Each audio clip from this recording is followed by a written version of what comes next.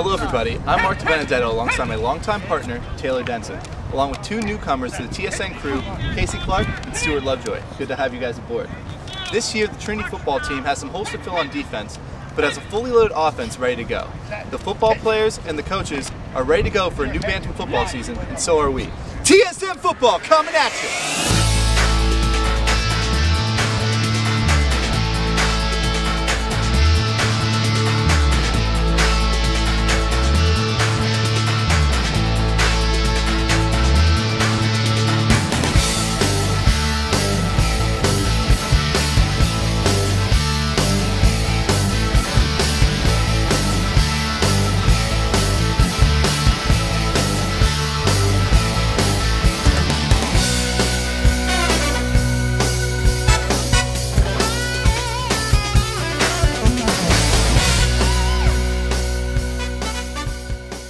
My focus of the week is on Trinity's offensive line.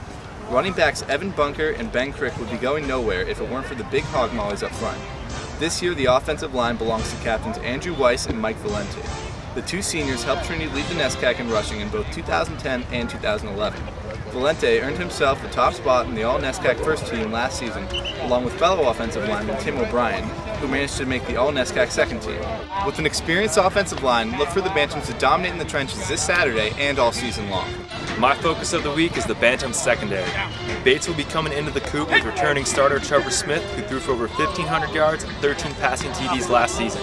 Luckily for the Bants, only one of Smith's go-to targets from last year, junior Ryan Currett, will be returning as well. This experienced Bantam secondary should have no trouble containing the deep threat while also maintaining coverage in the slot. Senior tri-captain and safety Ray Haynes is coming off an explosive junior year, racking up over 20 tackles along with 2 picks, which he returned for over 50 yards in the latter half of the season. Complementing Haynes' big play potential is fellow senior and noisemaker Julian Brown. Brown's returning role at free safety will hopefully bring even more headaches for opposing QBs as he's coming off a high tackle 2011 season, and you just know he's going to be hungry for more in his final year. I want to see these guys really stick it to these Bates receivers and keep QB Trevor Smith below his 2011 season average of 187 yards per game. My focus this week against Bates is going to be the linebackers. Of the 195 yards per game last season, only 50 of those were average from rushing. We can largely attribute this to a strong D-line, and with new faces taking lead roles, we're really going to be looking for them to continue. If they're going to win this weekend, the Trinity linebackers are really going to need a stonewall against that spread option offense that Bates is most likely going to use. My focus of the week is the Bantams passing game. Last year, Trinity quarterbacks only completed 45.3% of their passes for 123 yards per game, which ranks second to last in the NESCAC. However, the Bantam offense returned starting quarterback Ryan Burgess and both starting wide receivers, Drew Grambala and A.J. Jones. This week, Trinity will face a Bates team that ranked last in the NESCAC in pass defense in 2011.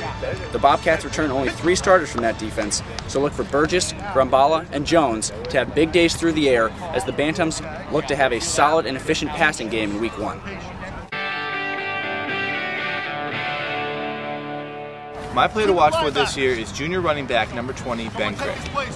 Crick garnered an All-NESCAC second-team selection last year after bouncing back from a torn ACL suffered during his freshman campaign. Crick's breakaway speed is his greatest weapon. Last year, he led the Bantams with 5.9 yards per carry and featured 4 touchdown runs of over 35 yards or more, including a 53-yard touchdown run and a 31-0 blowout of Bowdoin College. Look for Crick to bring that big play threat to the Bantam offense this Saturday. My player to watch for is senior cornerback Nick Campbell. Soup has always been a dynamic player on all sides of the ball for the Bants. As a freshman-sophomore, he showed his proficiency on the receiving core while also racking up a few hundred yards with his lightning-quick return game. But now, at 24, is going to be honing in on primarily defensive role, which he began last season, displaying his prowess in the pass coverage and deflection. Watch out for him to showcase his dexterity even more this season with his experienced secondary. My player to watch for this week is inside linebacker Brett Sidibaka. Sidibaka is set to replace Walter Fallis as the starting inside linebacker. Fallis actually had 2 Defensive NESCAC Player of the Year awards and is widely considered one of the best defensemen in team history. Sidibaka is 5'11", 215-pound junior and received accolades for Trinity Defensive Co-Rookie of the Year in 2011. In terms of stats last year, in 7 games he had 27 tackles, 18 of which were unassisted, and so we were really going to look to this guy to be the quarterback of the defense this year. He only registered 1 sack last season, so we'll see if he can be explosive in the pocket. And be sure to look for Brett Baca at Bates this weekend.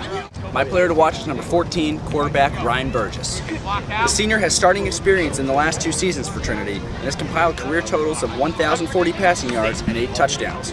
The Trinity coaching staff will look for Burgess to continue his impressive leadership skills while continuing to develop a passing game that could be a big weapon for the Bantams. This week, Burgess will open the season against a suspect Bates defense with only 3 returning starters.